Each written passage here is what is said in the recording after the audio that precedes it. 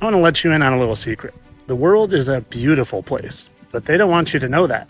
They want you trapped up here after watching their social media and their news stories. They want you to think that everybody's divided and everybody hates each other, but when you take a second and you look around, and you go out your front door and you wave to your neighbor, you go to the store and someone holds the door open for you, or go to the checkout counter, and I've never had a mean checkout person in my life. You realize something. You realize everyone's just like you. They're just doing their best to try to live a happy, meaningful life. But their news and their social media and their movies, they convince you that everyone's divided. White versus black, red versus blue, Bears versus Packers. It doesn't matter if they can find a way to divide us.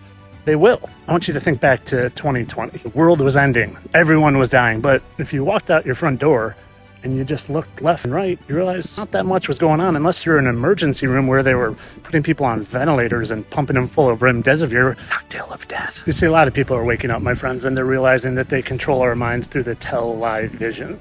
And they do it through fear and deception. And if they can keep you fearful and hateful of your neighbors, well, then they have you exactly where they want you, distracted and divided. Because if they can keep you distracted from what's really important, things like forming a connection with the Most High, things like working on your inner self, things like loving everybody, and they can distract you with things like fake moon landings and fake celebrity deaths and fake this and fake that, well, again, they have you exactly where they want you. But there's a real easy solution. In fact, it involves not doing anything.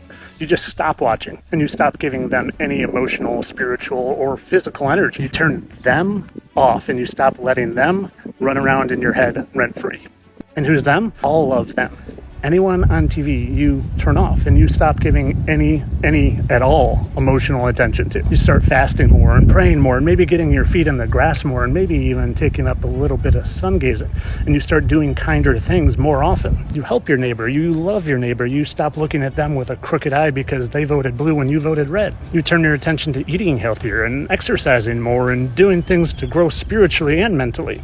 You focus on making yourself a mental monster so you can handle anything. So even if they do get in your head, you're equipped to deal with it. And above all, you become fearless. And how do you do that? Well, you realize they got in your head so bad that you believe you're an evolved chimp spinning on a ball in endless space. Once you figure that out and you realize you're an eternal spiritual being just here for a little experience, well, you start enjoying that experience, my friends. And you stop letting them convince you that you live in a terrible place. Look around.